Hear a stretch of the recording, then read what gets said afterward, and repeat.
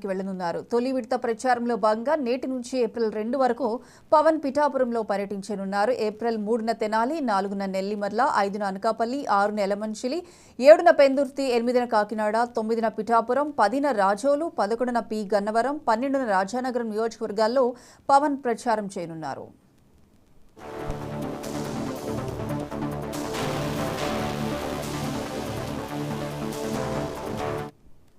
ఇక పవన్ పర్యటనకు సంబంధించి మరిన్ని అప్డేట్స్ మా ప్రతినిధి కిషోర్ ఫోన్ లైన్ అందిస్తారు. కిషోర్. Thank you Priyanka.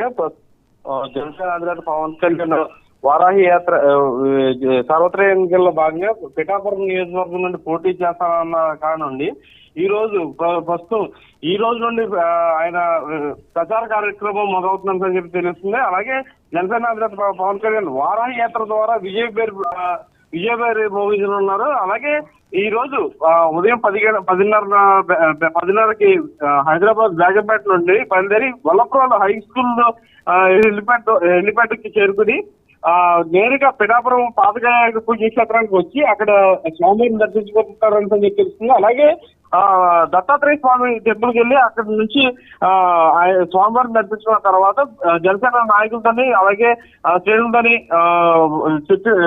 వాళ్ళతో భవిష్యత్ కార్యాచరణ రూపొందిస్తారని చెప్పి తెలుస్తుంది. Priyanka. Right Kishore, thank you.